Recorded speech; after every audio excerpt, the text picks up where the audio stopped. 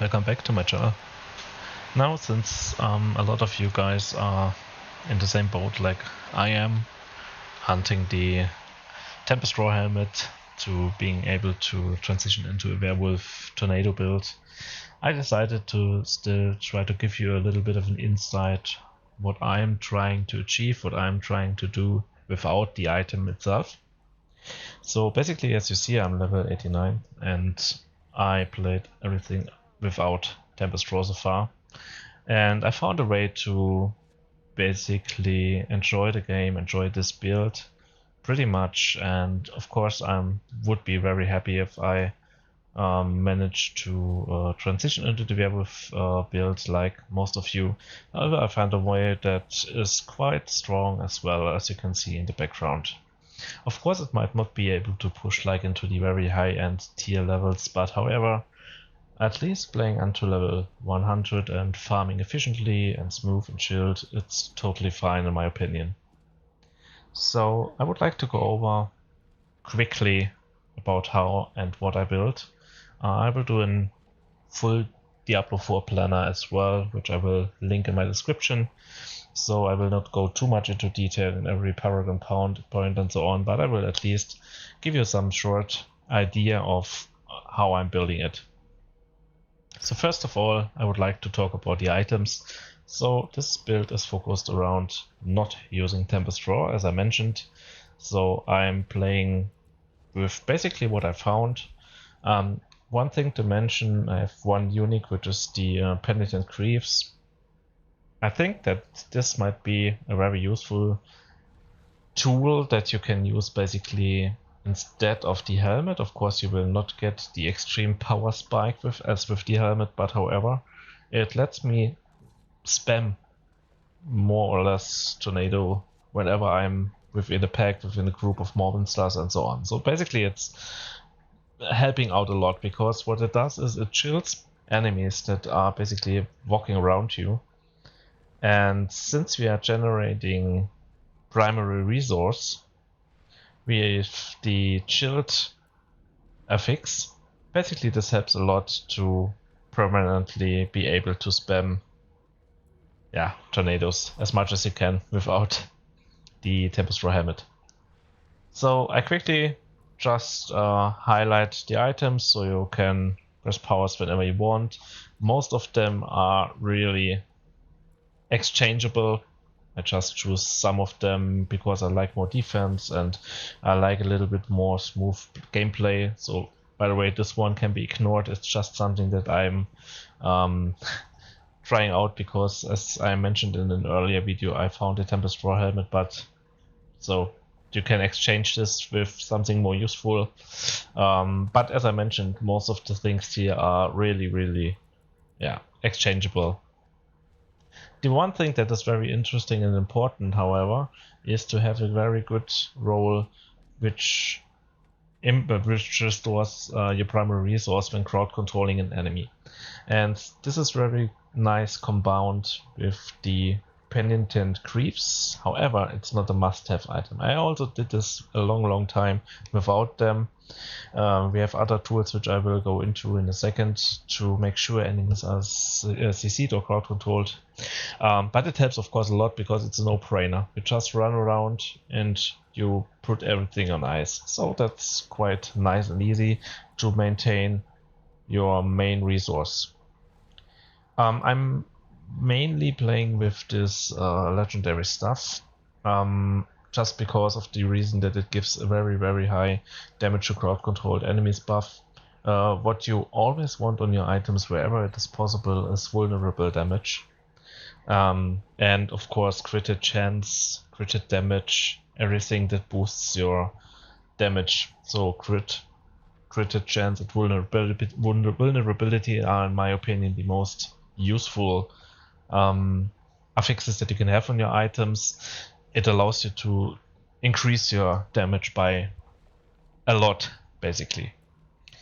So that's about my items. Now I would like to quickly talk about the skill tree.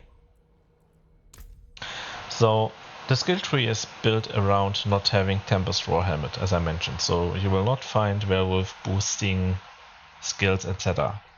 However, what I start out is Storm Strike, which is basically very standard for most of the builds. And what I also do is I of course max out Tornado. So it helps out a lot if you have good gloves that are boosting your skill rank.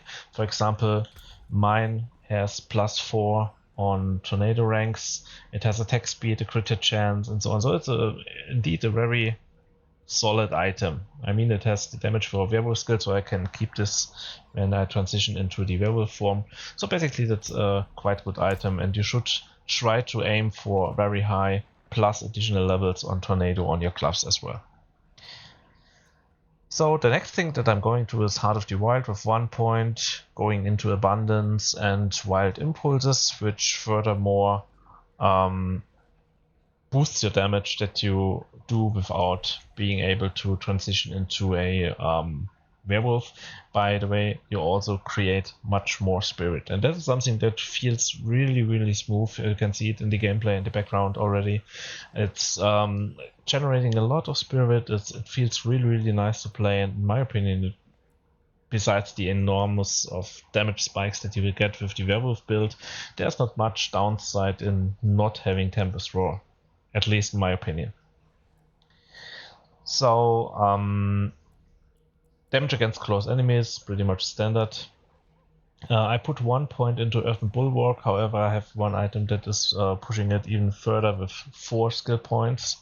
It's really nice to have it, but at least when you don't have an item put in 1 point, going into the Preserving Earthen Bulwark, so for more fortified, it's really a lifesaver.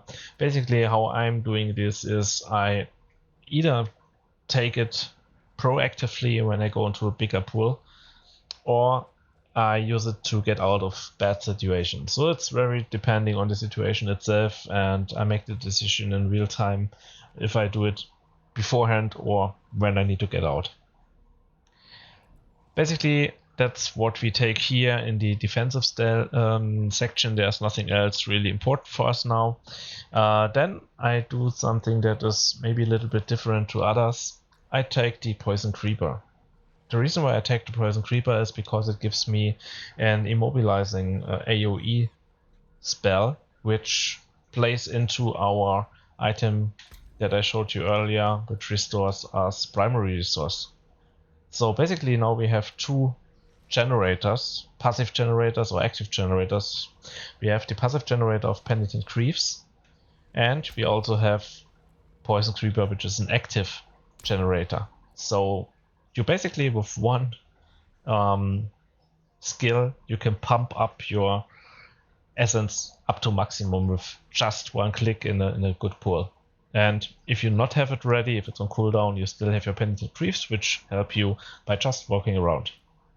I also put 1 point in the Enhanced Poison Creeper just to add 1 additional second on immobilization, just because I have nothing else to spend this point on.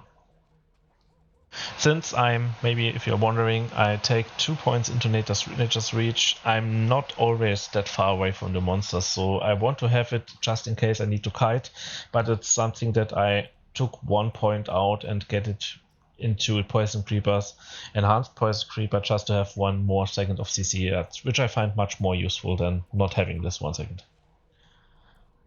Then we go into the Elemental Exposure and the Endless Tempest. Just to increase our duration on Hurricane. Hurricane is, like in almost all builds, one of the key skills, I would say, since it helps out a lot with getting enemies vulnerable. So take this with 1 point and then leading into Natural Hurricane.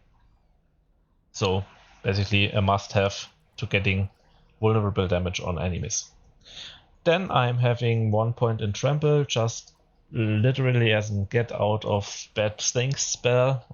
It breaks CC, so you have Earthen Bulwark and you have Trample to get out of things when you need to, or just to knock down specific enemies, to focus down specific enemies. If you knock them to a wall, make them CC it, and so on. So that's another form of CC that you can use depending on the layout of the dungeon.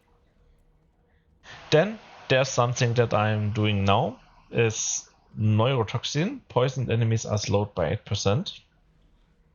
The reason why I take this, even though I don't have the toxic claws from the werewolf, is because I'm using Poison Creeper, I passively have a creeper attacking a specific enemy, which is really good for boss fights, but also for very tough elites. So they are poisoned basically, same as when you are using the active spell. So you poison everything around, which leads into a slow. And then we have the Envenom passive. The Envenom passive is one of the most beneficial spells on the whole passive tree on this route. You see I have item contribution 3. So you can find this on your amulets. 3 is something a little bit more rare. I don't have it a lot of times seen so far, dropping for me at least. I often found it with 2, but 3 is the first one I got. Overall, it is not the best rolls, of course, but at least for me it's working. And because of the +3 of the Envenom passive, it really boosts a lot your damage. Because you see I'm now doing 40% additional critical strike damage to poisoned enemies, and you really notice this.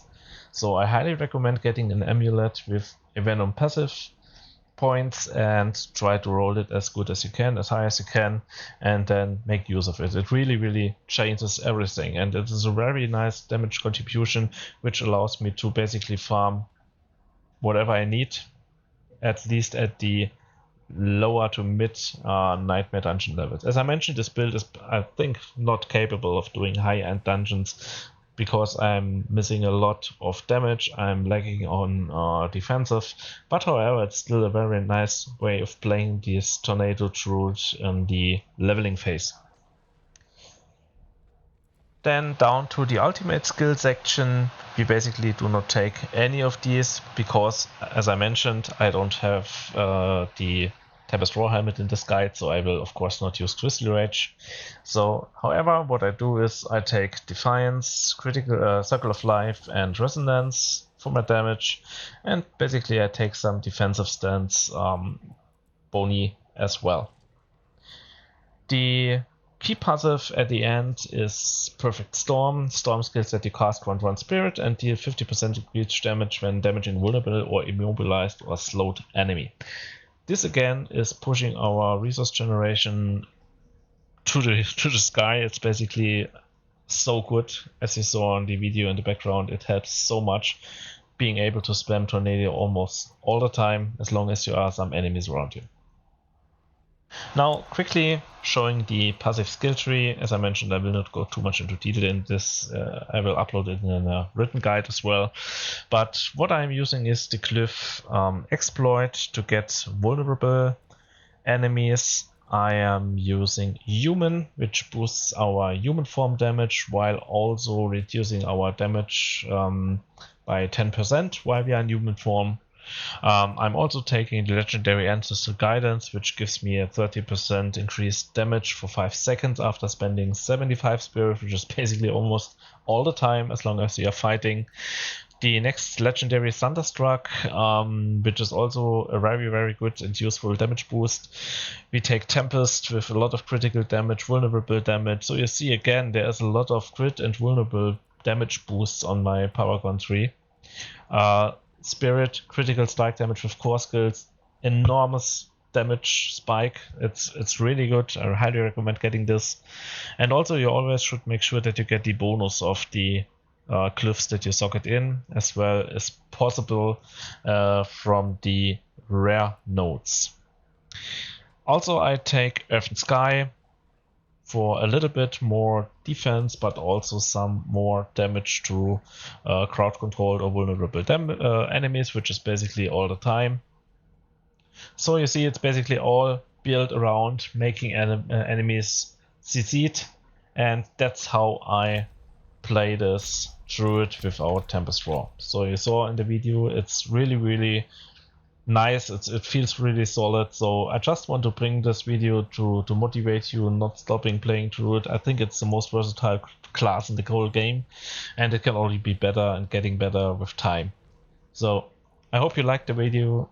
Thank you very much for hanging out with me, and I would really appreciate if you would like and subscribe my channel. Thank you very much. See you soon.